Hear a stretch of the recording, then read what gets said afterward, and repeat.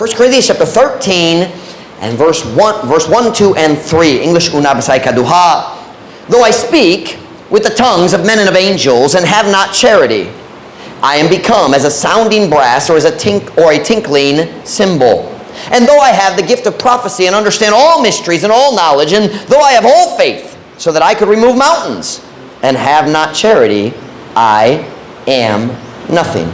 And though I bestow all my goods to feed the poor, and though I give my body to be burned and have not charity, it profiteth me nothing. Ang pulong charity, nagpasbot lang Diyos nun, nagugma, a godlike love. Bisaya, bisan ako nagsulti, pinaagi sa mga pinulungan sa mga tao, o sa mga anghel, o walay gugma, ako nahimong sama sa nagatunog nga agong, o sa usa ka nagataging ting nga symbol. O bisan ako dunay gasa sa pagpapasiya o makasabot sa tanan nga mga misteryo o sa tanan nga kahibalo o bisan ako nagbaton sa tanang pagtuo nga tungod niya na ako makapabalhin og mga bukid o walay gugma, ako walay kapuslanan. O bisan ako naghatag sa tanan akong kaptangan sa pagpakaon sa mga kabos o bisan ako maghatag sa akong lawas aron sunugon o walay gugma, kini wala nagapulos kanako. The title of the message will not be connected with the text. You will understand the title later. The title of the message this morning is this: The Hidden Selfishness of Works Salvation. Doktrina gyud ang mensahe karon. I kind of expected to have visitors. We don't have any, except maybe one young girl. Pero ang Diyos kabalon sa atong gikinahanglan. Ang gitagong kadalo sa doktrina sa kaluwasan pinaagi sa mga buhat. Halos tanan minik nga relihiyon magtudlo nga ang tao kinahanglan mo buha og mayo aron maluwas na siya. Ang pulong mini nagpasbo peke, dili tinuod, dili sumala sa Biblia. Mini sa English, mini is gamay, gikan sa miniature. Pero sa Bisaya, mini nagpasbo dili tinuod, peke. Murag tanan mini nga religion. I said halos, pero murag tanan magtudlo sa kaluwasan ang tao maluwas pinaagi or tungod sa pagbuha o maayo. Pero karong bunta, ganang kumupakita ninyo, kana nga doktrina, kanunay magikan sa kadalo. Now, sa ikaw magdiretso, it will make sense at the end, I promise. Masabtan ninyo sa katapusan. Magamputa, dahil kung makalingkod para sa mensahe karon na Father, thank you, Lord, for the message you've given me this morning. I pray, God, that you'd fill me with your Spirit as I preach it. Would you empower me? Would you use me? Holy Spirit of God, would you meet with us this morning? Would you help us to have a clear understanding of truth? And Lord, mga ako, nga ikaw mo tabang kanako sa pagtabang sa imong katawhan karon. Please, God, bless the message. Fill me with your Spirit. I cannot preach on my own. Fill me, I pray, in Jesus' name. Amen. Pwede ka mo maglingkod. Karong buntag, murag magbasa ko sa halos tanan sa akong mensahe. Ako mo basa gayud aron sakto ang sumpay-sumpay sa hunahuna. Because I want to be very, very clear aron walay tao malibog. Para na ako, diya sa pag-share sa gospel, diya sa soul winning, ang pinakalusod nga tao nga ma-sharean kabayan sa kaluwasan, dili man ang dautan nga tao, apan hinoon ang buutan. Buutan sa pananaw sa tao. Siyempre, nakasabot ko ang Biblia nagingon, walay matarong, wala bisan usa, walay usa nga nagabuha og mayo. I understand there's none who's truly good.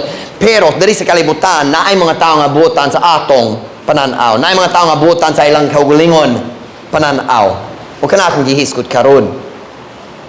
Diya sa sowaning, kung mag-sowaning ta diri sa tapitan, siyempre, naidaghang dautan nga tao nga nakabalibal kanato. Sa diyang nagsulay tao, share kanila kabahin sa kaluwasan. Daghang yun ang dautan.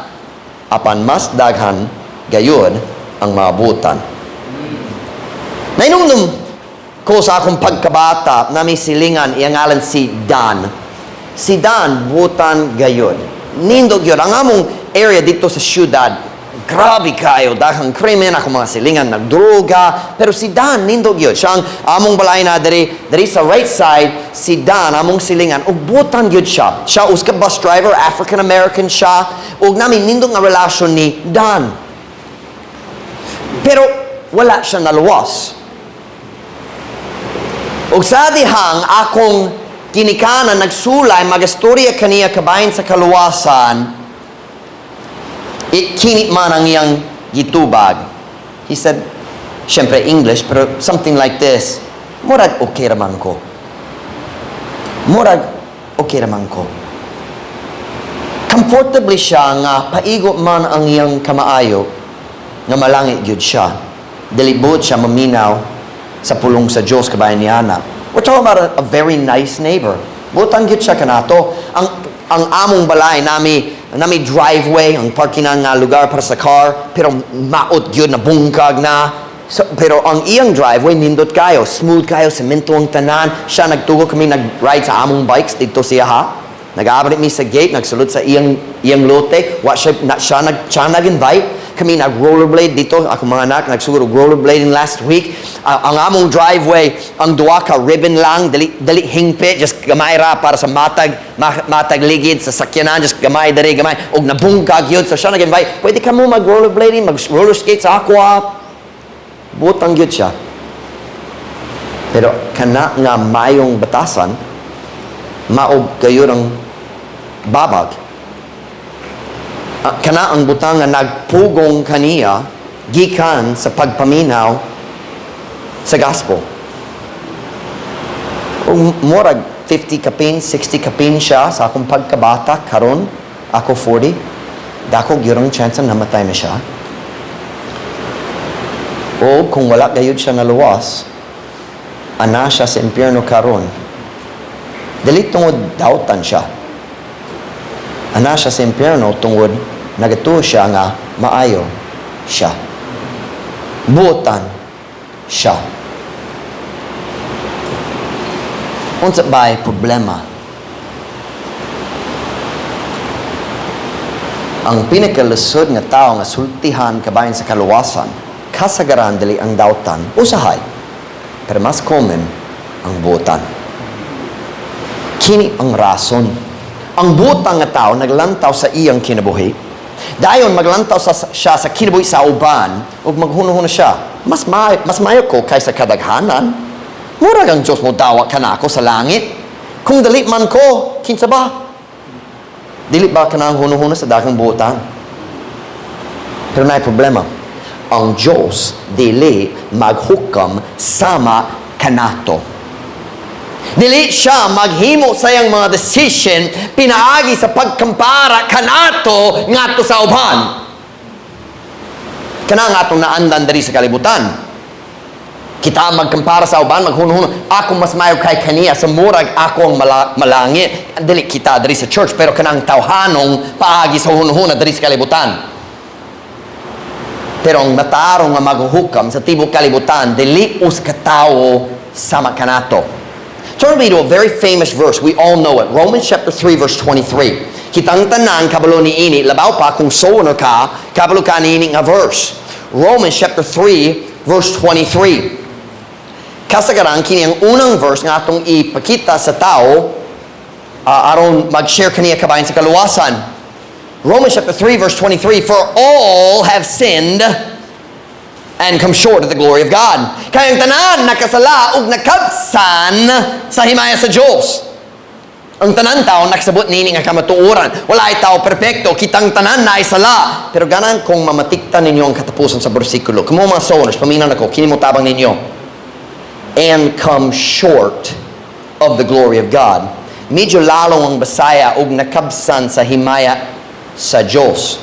Pero dili lusod masabtan.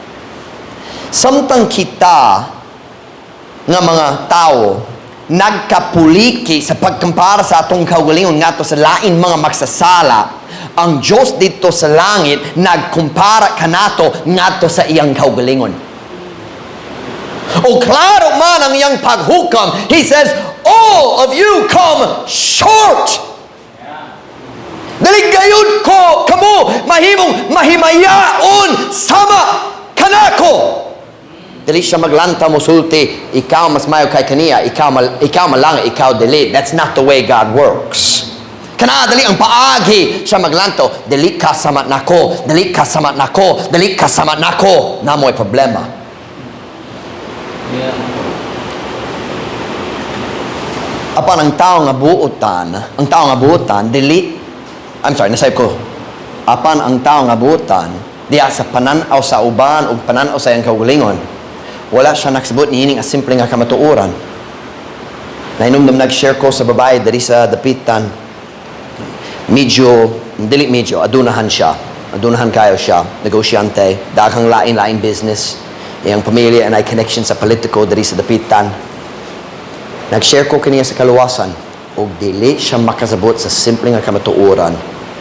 Ang Diyos wala nagkumpara kaniya sa uban. She's a nice lady. Buotan siya.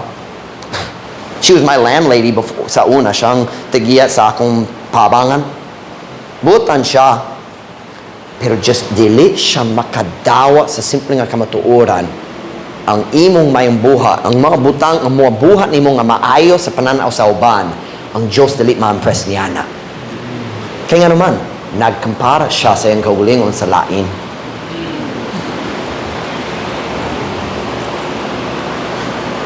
Kung ang Diyos, sa dihang ang Diyos magahukam kanato, magkampara siya kanato ngadto sa iyang kaugalingon batasan, and we all come short. Pipila ka adlaw milabay, si Michael hinambog. Where's Michael? Dad, naglapas na kon ni Jesame sa katason. Akong tubag, dayon, ang tibok kalibutan mas taas kay ni Jesame. Pero kanang atong naandan diha sa batasan. Yeah. Magkampara ta sa laing tao o maghunong pero mas may ko kay niya. Panaglitan. Kung magtingdog ko tapad ni Let, nag-feel ko nga taas kayo. Di ba? Pero kung si LeBron James mo sulod, dali na ko mag-feel nga taas ko. Di ba? Dali ko taas. Si LeBron taas. Ako putot. Kamo mas putot.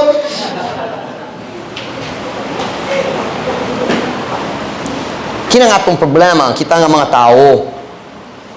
Ang raso nga kita mahimo mapagarbohon. Magtindog ta tapad sa tao. Kinahanglan ta magtapad sa Ginoo. Wow. Kana mag-ayo sa tanatong problema. Kana mag-ayo sa problema sa tao, maghunuhun nga baka luwas siya sa iyong kaugalingong pinagi sa buha, o kana mag-ayo sa problema sa mga Kristohanong kanunay makilalis. We're comparing to the wrong people. Ang garbo diya sa tao, mga resulta sa pagkampara sa atong kaugalingon nga to sa sayop nga tao. Kampara sa Ginoo. Paminaw ko karong buntag, kung naay tao, maglantaw sa kinabuhi sa uban, dayon maghuno-huna, mas maayo ko kaysa daghan. Mura kang Diyos, mutugok nga ako malangit. Paminaw, kanadali ang paaging ang Diyos mo hukam. Kana man ang paagi sa tao, pero kana dili man ang paagi sa Diyos. Turn with me to Isaiah 55 verse 8. Isaiah 55 verse 8.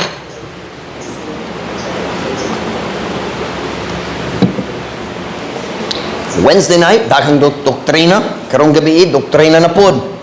Karong gabi, buntag, doktrina pod. Isaiah 55 verse 8. Isaiah 55 verse 8.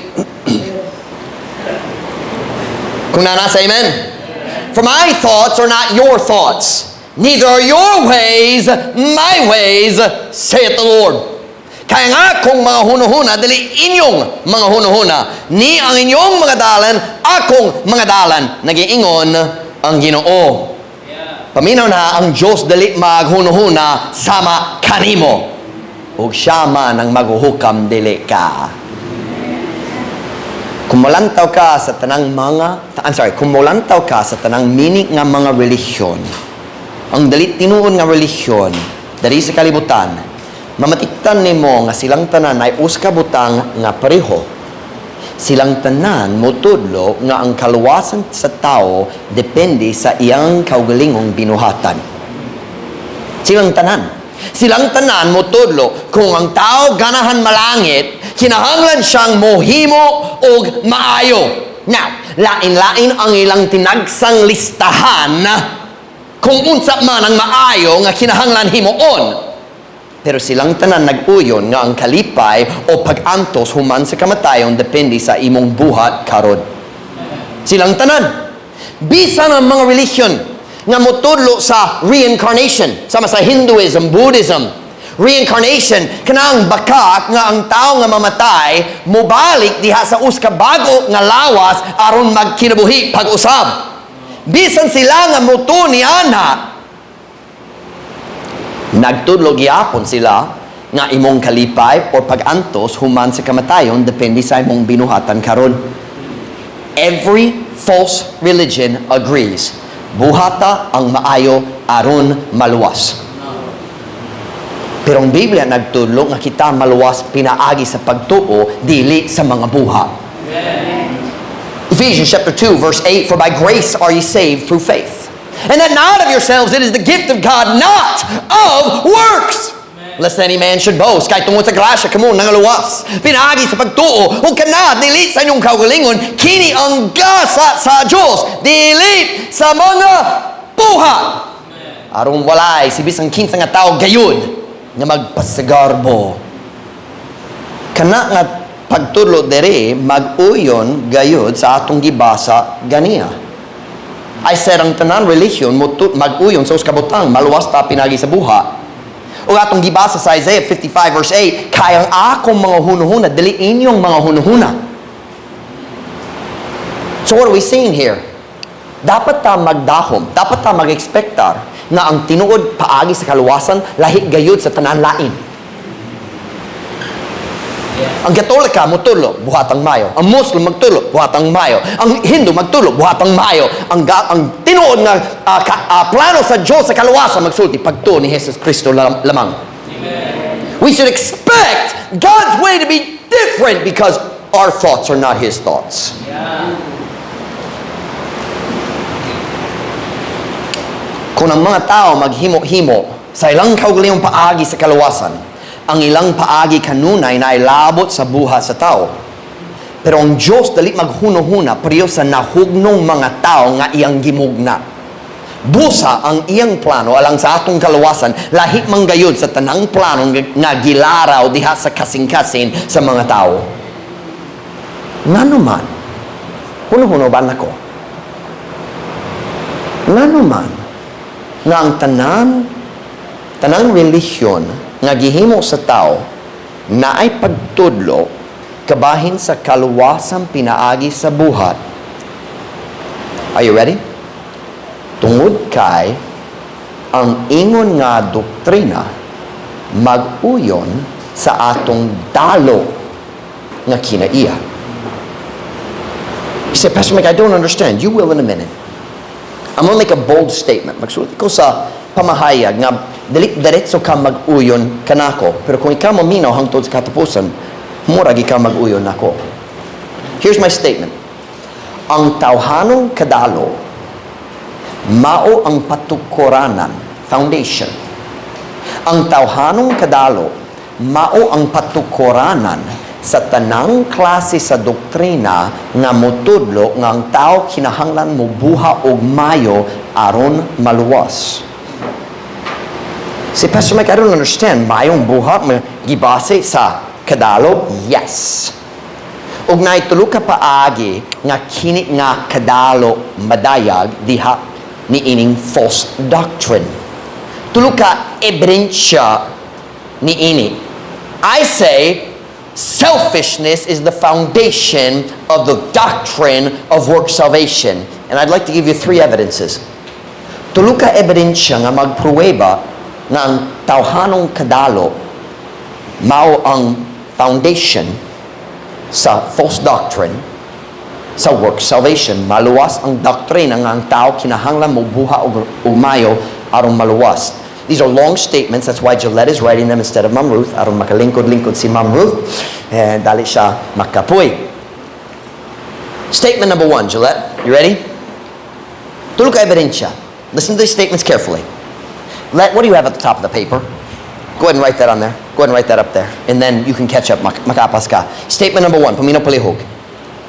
Ang tao nga mobuha og maayo aron maluwas na nahigugma sa iyang kaugalingon dili sa Dios. Una-una,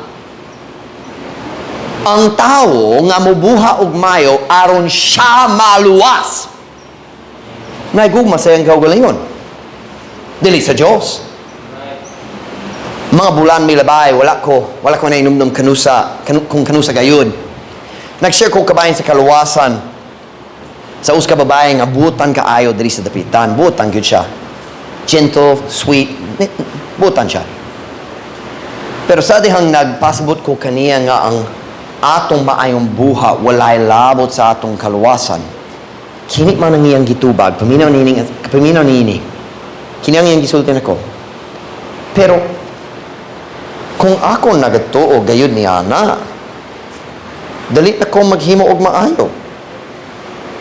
Kung nagatuo ko ang mayong buha way labot, dali na ko maghimo og maayo. Has anybody ever heard that statement or something like that? Wala ko'y mayong tubag niya ng panahon na. Pero kung mag-atubang ko sa situation o wala ko kabalo sa tubag, suka niya ng panahon, diri sa likod sa akong hunahuna kanunay, mangita ko niya na suka sa nagbasa sa Biblia.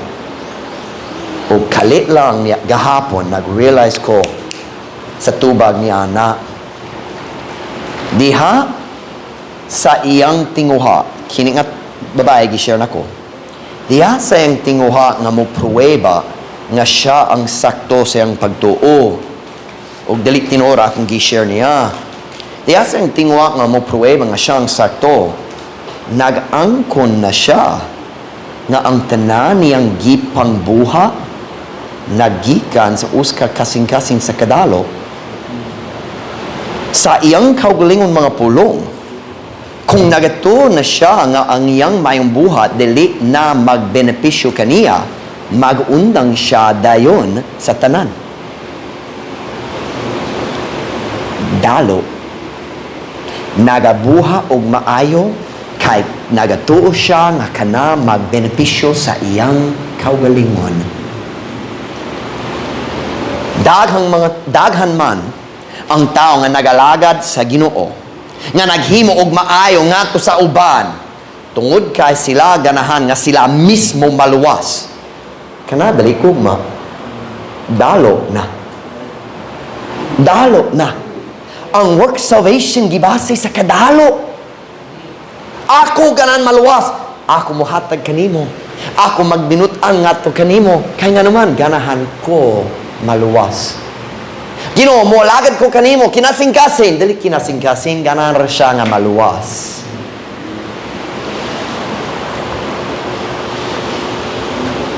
I'm lost, sorry. Listen to this next statement. This is good.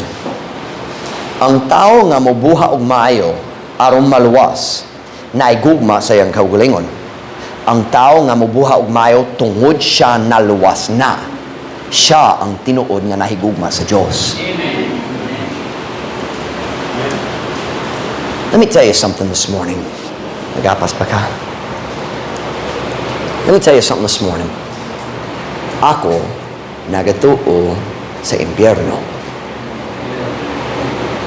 Ako nahadlok sa impyerno. Dili na karon kay naluwas na, pero kung wala ko sure nga naluwas, mahadlok ko kanunay. Ako nagatuo nga ang impyerno na ay kalayo. Ako nagatuo nga ang tao nga moadto sa impyerno dili gayon mo gawas. gawa sa kadyot lang diha sa great white throne judgment tayo mubalik yapon. Ako nagatung ang tao nga mo ato sa impyerno wala na'y paglaom hangtod sa kahangturan. Wa ako musulti nimo karong buntag dili ko ganahan mo ato sa impyerno. Kung panaglitan nagatugayud ko nga ako kinahanglan mo buha og mayo aron maluwas. Buot ko maghimo sa bisan unsa aron molikay sa nagadilaam nga kalayo sa impyerno. Kung kinahanglan kong magkamang gikan sa dapitan ngadto sa Davao, sulayan nako. Worth it kayo ang bisan unsa aron molikay sa walay katapusan pag-anto sa impyerno. Kung kinahanglan ko magtiniil og lakaw diha sa nadugmok nga bildo, kana gayud akong buhaton. Kay nganuman tungod kay dili ko ganahan mo adto sa impyerno. Pero paminaw nako. Kana dili magpruweba nga nahigugma ko sa Dios. Kana mo dayag lang nga ako nahigugma sa akong kaugalingon. Ay listen to me. Ang doktrina sa kaluwasan pinagi sa buha iba sa kadalo sa tao. Nga naman ikaw nagbuwag mayo aron ako maluwas. Diri sa Trip Baptist Church nagatuta ang kaluwasan us karagalo. O kita mo alagad sa Ginoo aron ang lain maluwas. Gugma na.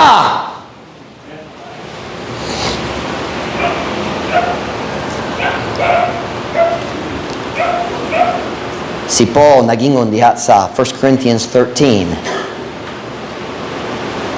Let's go back and read it. Let me find it in my notes. 1 Corinthians 13, look at verse 3. 1 Corinthians 13:3. Of course, he's not talking about salvation, but the truth applies. 1 Corinthians 13, verse 3. Kung nasa, amen? And though I bestow all my goods to feed the poor, and though I give my body to be burned, and have not charity, it profiteth me nothing. O bisan ako naghatag sa tanan na kong kabtangan sa pagpakaon sa mga kabos, ang pinakadakong sakripisyo alang sa uban. O bisan ako maghatag sa akong lawas arong sunugon, ang pinakadakong sakripisyo lang sa Ginoo. O walay gugma, kini wala nagapulos kanako. Kaya nga naman, kaya ang Diyos nahibalo sa tinuod motive. Now, He's not teaching on salvation. Don't misunderstand that. But there's the truth. Ang Diyos nahibalo sa atong kasing-kasing. Yeah.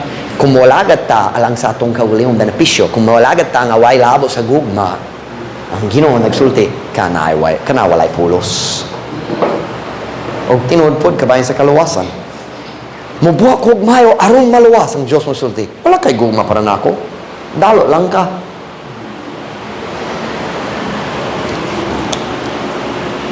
I'm trying to tell you this morning, ang tanang klase sa doktrina nga mutudlo nga ang tao kinahanglan mubuha og mayo aron maluwas. Silang tanan gitukod sa patukuranan sa natro nga kadalo sa atong nahugnong tawhanong kinaiya. Said number 1, ang tao nga mubuha og maayo aron maluwas na igugma sa iyang kaugalingon dali sa Dios. Number 2, ang tawhanong tinguha sa pagluwas sa atong kaugalingon kanunay gibase sa garbo. It's amazing ang Diyos nakasabot gyud sa atong kinaiya. You understand, God understands us better than we understand ourselves. Usayang tamo sulti, wala ko nakasabot sa akong kaugalingon. Ang Diyos wala gyud nagsulti niya nakabayan nimo. O ang Diyos nagyon sa atong gibasa ganiya. Ephesians 2 verse 9, not of works. Why? Lest any man should boast. Dili sa mga buha aron walay si bisan kinsa nga tawo gayud nga magpasigarbo. Ang pagtuo nga ako na ay kalabutan sa akong kaluwasan. Kana nga pagtuo kanunay magpataas sa atong tawhanong garbo. We would call it in English, it gives us an ego boost. Ug ang garbo, ug ang kadalo, sa ingon gisalapid nga sila dili gayud mabulag. Pride and selfishness are like that. Ang kadalo maong paghigugma sa akong kaugalingon. Ang kadalo, maong pagtuo nga akong pinakaimportante. Ang garbo, maong pagtuo nga ang tanan laing tao kinahanglan mag-uyon kanako. You can't separate pride and selfishness. They're best friends. BFS. BFF. Best friends forever. I like BFF fries from McDo's, pero kana lang. Kaya nga naman, Pastor Mike, kaya mas daghan ng French fries. Kana man. Pero ako rin mo kaon, di ko mag-share. Nga naman, ang tanan, minik nga mga relisyon, magtudlo nga ang kaluwasan sa tao nagdepende sa iyang buha. Tungod kay kana magdani sa mapagarbohon nga kinaiya sa tao, ako makaluwas sa akong kaugalingon. Okay, syempre, dili ko makaluwas sa akong kaugalingon, pero ang Diyos mo luwas na ko kung mabuha ko og mayo, so ako nailabog yapon. Garbo. Kadalo. Ako mas mayo kay kanimo. Pero ang Diyos nagpahayag 2,000 years milabay, dili sa mayo sa mga buha. Kaya nga naman, aron walay si bisang kinsang tao nga gayud nga magpasagarbo. Kay 1 Corinthians 1:29, that no flesh should glory in His presence. Aron walay unod nga maghimaya gayud diha sa iyang presensya. Walay tao mobot sa langit nga maghinambog kabahin sa iyang gipang buhat diha sa yuta. Walay unod maghimaya diha sa iyang presensya. I'm saying this morning ang patukuranan sa doktrina sa work salvation mao gayud ang kadalo sa tao. Pero na ikatulong nga paagi nga kini madayag. Una sa tanan, ang tao nga mubuha, ako magbasa dari, ang tao nga mubuha og mayo aron maluwas na guma sa iyang kaugalingon dili sa Dios.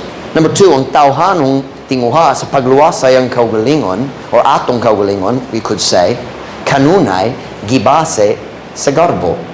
I think I forgot to change that, Gillette, when I gave you the printed version. We changed it to atong. Number 3, ang mga tao, are you listening now? Ang mga tao nga mutudlo nga ang imong kaluwasan depende sa imong buha, kanunay nagsulay nga magkontrola kanimo. Unsa ikasulti sa mga relihiyon? Dari sa dapitan, na mga relihiyon, magtulot niini. Kung ganahan kang maluwas, kinahanglan kang moapil sa among simbahan lang. Do you know what that is? Control. Kung mobiya ka sa among relihiyon mo at gayud ka sa impyerno. Control. Ang tinguha sa tao nga magkontrola sa uban. Kinahanglan kang musunod sa among mga sugo kung ganahan kang maluwas. Ang kadaghanan sa mga relihiyon, listen to the statement, ang kadaghanan sa mga relihiyon ining kalibutan nagapahimulos lang sa natro nga kahadlok kabahin sa impyerno aron ang pipila sa ibabaw makakontrola sa kadaghanan sa ubos. Kana dali gugma, kana man kadalo. Ang relihiyon na negosyo na lang kabahin sa pag-control aron makabenepisyo ang mga pangulo. Kini usa ka makatingala nga hunahuna.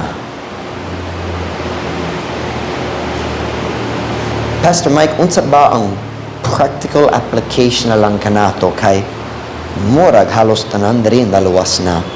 Ang mga bistagikan sa Talisay, nakadoon sa gospel gahapon, naluwas na. Si Brother Michael nag-share nila. I think we have one young girl nga bago pa siya, basing wala pa siya, nakadoon sa mayong balita. So, unsay practical application na lang kanato nga naluwas na. Tanaw ko, listen now. Application. Number 1, kini nga doktrina makatabang nimo sa imong soul winning. Pero unsa ba practical lang sa atong adlaw-adlaw kinabuhi? Listen to this thought. Makatingala gyud ni. Naiusa lang kapaagi nga ang Diyos makasinati gayud sa tinuod nga gugma. I'm gonna say what I said earlier. Ang taong muwalagad sa Diyos aron maluwas na gugma sa iyang kaugalingon. Ang taong muwalagad sa Diyos tungod siya naluwas na, siya ang nahigugma gayud sa Diyos. Kita nga naluwas na, kita ang naay oportunidad nga ihatag sa Diyos ang tinuod nga gugma nga iyang gitinguha. Can I ask you a question? Unsay gibati sa Diyos gikan sa imong pagkinabuhi karon simana?